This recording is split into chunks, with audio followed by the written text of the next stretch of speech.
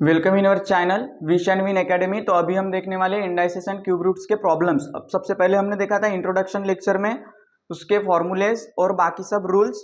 अभी हम देखने वाले उसके प्रॉब्लम्स। तो सबसे पहला प्रॉब्लम जो है वो है -275 रेज टू द पावर 0। ठीक है, any raise to the power 0 मैंने क्या बताया था इससे पहले इंट्रोडक्शन लेक्चर में।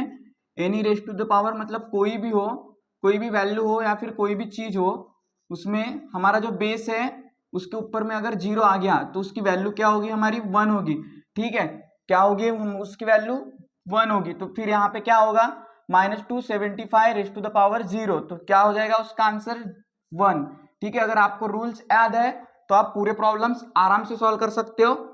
तो ये हमारा हो गया पहला प्रॉब्लम। इतने एकदम सिंपल प्रॉब्लम है, तो आपको ऐसे ही सॉल्व करना है। आपको ये रूल्स पे से ही पता चल जाता है any raise to the power 0 equals to क्या होता है, 1 होता है। कैसे, इंडाइसेस से, लॉ ऑफ इंडाइसेस से। तो अभी हम सेकंड प्रॉब्लम पे आते हैं। सेकंड प्रॉब्लम क्या बोल रहा है कि if x and y are integers such that x का power y equals to 1331, then x into y equals to हमको फाइंड करना है। हमको फाइंड क्या करना है, x इंटू वाई हमको फाइंड करना है। तो सबसे पहले हम देखेंगे y की वैल्यू क्या है और x की वैल्यू क्या है। अगर x की वैल्यू हम निकालेंगे और y की वैल्यू निकालेंगे तभी हम इसी का मल्टीप्लाई कर सकते हैं। तो हम इसी को कैसा लिख सकते हैं, देख लो इधर, x का power y equals to 1331 equals to, इसी को हम ऐसा लिख सकते हैं 11 का क्यूब भी क्या होता है हमारा 1331 होता है। ठीक है, इसके लिए आपको क्यूब्स याद रखना है। मैंने आपको बोला था पहले इंट्रोडक्शन लेक्चर में, आपको क्यूब रूट्स, स्क्वायर्स ये सब याद करना है, लर्न करना है। उसी के हिसाब से ये प्रॉब्लम्स आते हैं। तो अभी हमको इसको रिलेट करना है। ठीक है, इसको रिलेट कर दो। ये जो y दिख रहा है ये पावर में, तो ये क्या हो गया, ये y की वैल्यू हो जाएगी हमारी 3, और ये जो है ये x है, तो ये हो जाएगा x की वैल्यू। क्योंकि हम इसी को लिख सकते हैं कि 11 का क्यूब भी क्या होता है 1331 होता है। ठीक है, और हमको गिवन में क्या दिया हुआ है, ये दिया हुआ है। तो हमको क्या हो गया, x इक्वल्स टू क्या हो जाएगा हमारा 11 और y इक्वल्स टू क्या हो जाएगा हमारा 3। तो हमको निकालना क्या है, x इंटू वाई निकालना है। तो क्या हो जाएगा 11 इंटू 3 इक्वल्स टू हो जाएगा हमारा 33। देखो 33 ऑप्शन में है क्या, हाँ ऑप्शन में है। ऑप्शन नंबर क्या है, डी।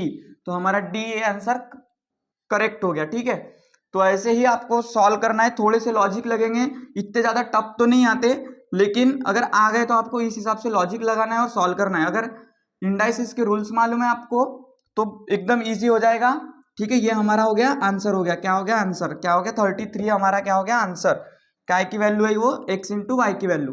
अभी हम आते हैं क्वेश्चन नंबर 3 पे। क्वेश्चन नंबर 3 हमारा क्या बोलता है, 3 to the power 5 into 3 to the power 7 divide by 3 to the power 9। हमको क्या करना है, ये फाइंड करना है। ठीक है, यही हमको फाइंड करना है।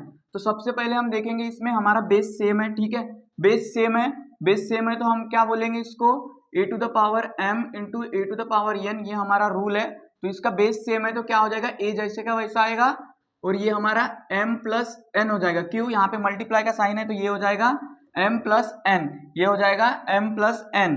ठीक है, तो वैसे ही हमारा क्या होगा फिर, सेम यहाँ पे बेस सेम है तो 3 जैसे के वैसे लिखते हैं।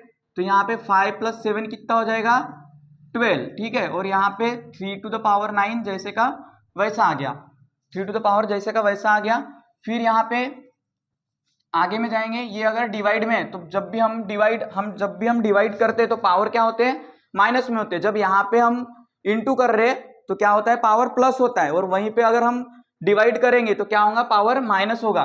तो वैसे ही कर लो, यहाँ पे 3 to the power 12 minus 9 equals to क्या आ जाएगा, 3 टू द पावर 3। तो हमारा कौन सा आंसर सही हो जाएगा इसमें, B is the correct answer हो जाएगा। ऐसे ही आपको पूरे लॉ ऑफ इंडाइसेस का यूज करना है और निकालना है, बस ज्यादा कुछ नहीं। लॉस याद रखो, और लॉस एकदम सिंपल है, एकदम सीली है, तो पूरा हो जाएगा, आराम से हो जाएगा। इसी के साथ बढ़ते हैं हम क्वेश्चन नंबर 4 पे। क्वेश्चन नंबर 4 हमारा क्या बोल रहा है, -343 रेज टू द पावर 1/3। ठीक है, रेज टू द पावर 1/3। इसके लिए आपको क्यूब रूट्स याद रखने पड़ेंगे। अगर क्यूब रूट्स आपको याद रहते हैं तो आपको डायरेक्ट पता चल जाता है कि ये हमारा 7 का क्यूब है। ठीक है, ये 7 का क्यूब है। तो इसी को हम इस फॉर्म में लिख सकते हैं। इसी को हम किस फॉर्म में लिख सकते हैं, ये ऐसे इस फॉर्म में लिख सकते हैं, -343। यही इसका मतलब होता है ये इसका मतलब होता है कि क्यूब रूट ऑफ -343 कितना है, क्यूब रूट ऑफ -343, ये किसका क्यूब है, ये किसका क्यूब है हमारा, ये क्यूब होगा 7 का, और यहाँ पे माइनस है तो यहाँ पे माइनस आएगा। एक बात याद रखना, जब भी क्यूब कभी भी माइनस में हो सकता है, लेकिन जब स्क्वायर होता है, स्क्वायर रूट होता है, मतलब क्यूब रूट माइनस में हो सकता है लेकिन स्क्वायर रूट माइनस में नहीं हो सकता। जब वो खुलता है तो वो कभी माइनस में आता ही नहीं, जो स्क्वायर रूट होता है वो कभी माइनस में नहीं होता, ठीक है, और स्क्वायर्स माइनस में नहीं होते। ये हमारे क्यूब है और क्यूब रूट से जो माइनस में आ सकते, ठीक है। तो इसका आंसर क्या आ जाएगा हमारा, ए आ जाएगा, इसी से आंसर मिल जाएगा आपको। इसलिए मैंने आपको बोला था कि cube, square roots and square सब याद करना है आपको। उसके साथ तीसरे पे आते हैं, ये तो सीधा डायरेक्ट क्यूब दिया हुआ है, -11 का क्यूब क्या आ जाएगा आपका, -11 का क्यूब आ जाएगा आपका ये -1331। अगर ये आपको लर्न है तो अच्छी बात है, नहीं तो फिर लर्न कर लीजिए, एकदम सिंपल से प्रॉब्लम्स है।